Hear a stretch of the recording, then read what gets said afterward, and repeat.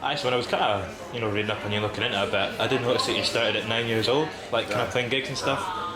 How old were you when you first kind of picked up an instrument and kind of first had a go? Played trumpet at school.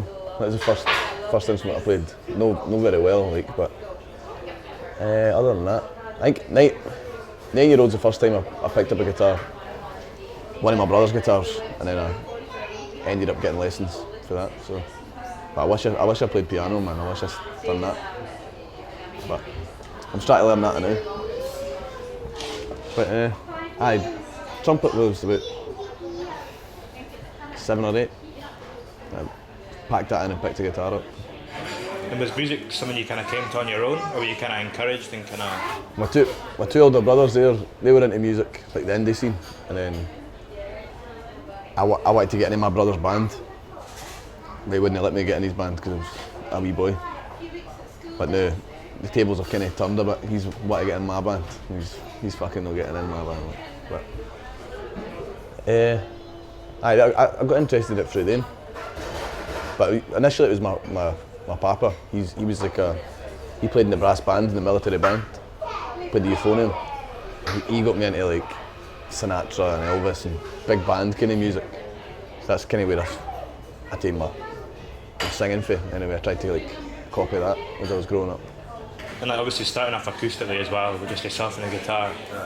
Was that because of the stuff you were listening to as well was kind of acoustic, or was that more? Probably just because it was the easiest way to play music yourself.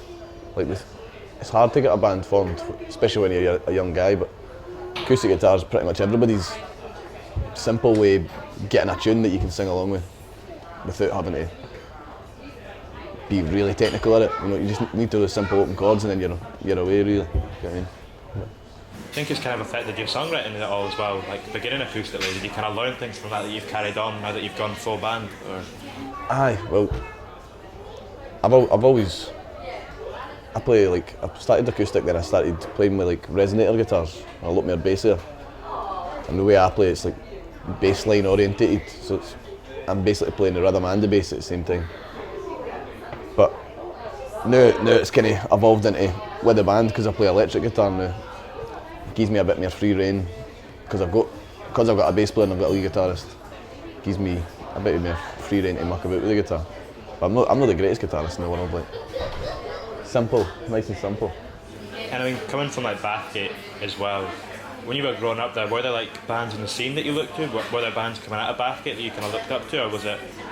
Just obviously got a bit of a reputation there with yourself coming from down like Capaldi and stuff like that. There was a big scene in Bathgate, but it died away with the indie scene.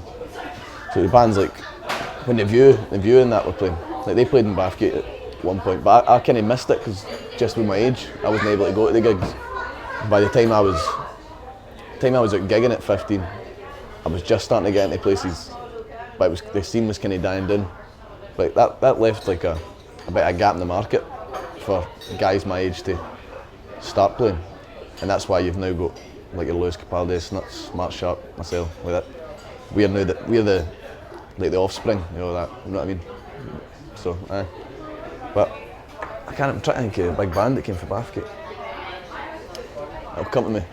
Do you know any? That band that we formed recently? Dead Sea Souls. Aye, they were pretty big. Aye. They've just sold out King Tut's twice, haven't they? Technicolor, I wish I could dream out loud and hope that you'd understand me, brother, but nope, you just live. It's like acoustically, kind of coming back to that acoustic songwriting as well. Yeah. I watched your So Far gig the other night. Yeah. How does your mentality differ when you're going into that as opposed to like a big band gig? Are you thinking about it quite differently? That was a strange one because we never really knew what we were going down to. We got to train, and they were like, "You can't. There's no microphones. There's no drum kit. There's no amps." And we're like, "What the fuck is there?" Like, so like the drummer taking a cajon like the wee box, and we all had acoustic guitars and acoustic bass. And we went in, and it was like a sold out room. Everybody was sitting on the floor, and I was like, "What on earth's going on here?" But it's definitely a totally different feel playing acoustic. to playing with the band. Like that gig was brilliant. I think that's one of the best videos there is. But you can't strut, like, you know what I mean, express the anger of a song or go daft because you're just sitting with a guitar. Whereas when you play with a band, it's you're up, you're moving, you're in the song. You know what I mean? I definitely prefer playing with a band. But no. I mean, you mentioned like the anger of a song there, and like the kind of emotions that you get from playing them. Is that something that happens when you're writing? Are you in quite like an emotionally deep place when you're writing songs? Basically, the way I write songs is it's a way of expressing feelings that I can't like speak of it basically. And you definitely when I write a song and you get to a point where you feel something like anger or like you feel the pain of something, that's when you know you've hit something good, and you can like send that out to a crowd and then feel it because you've felt it. You know what I mean? But aye, definitely feel it when you're writing. Aye. I mean, at what point did you, or what age rather, did you start writing songs? Maybe I'm trying to think. I started when I was 9. Obviously, just all your classic covers and that, learning the guitar. Maybe about 15 when I started getting gigs, because then I kind of realised that the people that were getting noticed were the people that were writing their own music. Because that is the only way you can get big, is if you play your own catalogue, basically. But so I played when I played a wee group with my brother. I started off playing the banjo. It was like a Mumford & Sons copycat group. We were listening to it last night. It's absolute dog shit when you listen to it now. Like, it was good. Good memories for that. And do you remember the first song you wrote at all when you were like 15 now? It was, what was it called? Thy Kingdom Come or something. Just nonsense lyrics. Meant absolutely nothing to me. But just catchy. I can't even remember how it went. But that's getting buried somewhere forever. At what point did you like start to become aware of like putting meaning into songs? And what point did it start to kind of become a bit cathartic and getting emotions out there? Maybe when you're turning about 18, when you basically get a bit of reality, you get a reality check and you're now free to experience the world. There's plenty more stuff to write about. So when you're 15-year-old and you're going to school and you're having your dinner and going to bed, there's not much shit going on to write about, is there? But probably about 18 now. And I mean, one of the things that shines through your songs, whether recorded and live, is like the power of your voice. Is that something, you know, that kind of developed over time and you worked at, or was it something you always had, was it always natural? Son, I always wanted to have, like, when I was a young guy, I wanted to be Elvis. Like, that's who I wanted to be. Total copy of him, like hair and everything. I had a big quiff and everything. I never always had the voice, but then obviously your voice breaks and you're able to sing deeper. But it was just like I literally listened to Sinatra, Elvis, Dean Martin. I wanted to be one of the guys, so I did maybe not necessarily copy their voice, but like I sculpted my voice around it. I wanted to have that, so I trained myself to get it. I mean, one of the places that really came across best was at the Princess Street Gardens gig with Capaldi. Amazing. What kind of sticks out to you from that day? What kind of moments are you never going to forget from that? This spiritual experience for me, like, so everybody asked me, like, were you nervous? Because it was like 8,000 or 9,000 people, I think. It's like, were you nervous? Like, nah man, it was just felt like right, you know what I mean? Like, see walking out on the stage, that was, never forget it.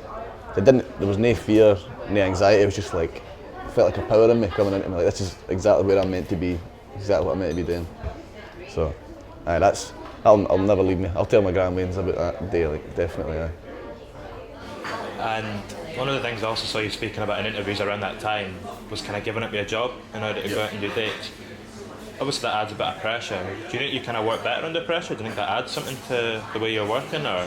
We were saying this the other day, actually talking about this. Diamonds are formed under pressure, aren't they? Exactly.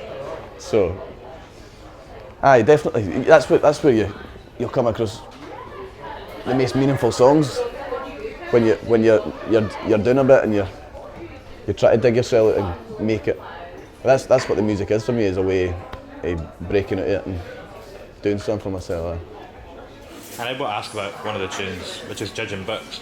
Like at the start of that, you're kind of the whole way through, you're describing his character. Yep. I wondered, Who was it? Is that based off of someone you know, someone real? Basically, I wrote that when I was 16, and it's basically about the town I come from, Bathgate, where it's similar to Aberdeen actually. You go around, there's all these steely characters, big hard-looking guys, and skate like people you'd fear, but the minute you talk to them, you realise they're just like everybody else. We saw like the lyric in the double glass eyes. It's a guy in Bathgate with 2 glass eyes. That's fact. He cannot see a thing, like, but he's sound. I mean, that line that you've picked out there as well, and I mean, a lot of that song, it's almost like a poem at some point. Do you just take influence from songwriters, or do you look at other like kind of literary figures? And That's how I write. I write poetry, and then the melody comes later. But I don't think I've never based it on anybody. That's just like a natural thing that I had.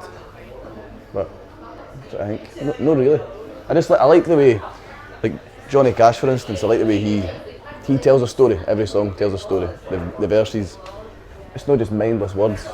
It always leads on for the thing he said before. So I like that style there. And I've just got a couple left kind of to round that out. A bit more general ones. I wondered, what's the biggest risk you think you've taken so far as an artist? Probably quitting my job, definitely. But it's a risk I had to take. I was never going to miss the gigs, man. But it will pay off. It's one of the things that's more challenging now about the music industry, in the sense that there's not as much. You don't really have that. It's not as easy to quit your job, you know. Yeah. What are some of the big challenges you think that are facing the music industry at the moment? Sorry, what was that? What are some of the kind of big challenges along with that you think are facing, you know, young artists coming into the industry at the moment? It's just obviously money's a great thing for artists to have for like recording, travelling to gigs and all the rest of it. That's and when you're a support act, you don't make back the money that you're putting out.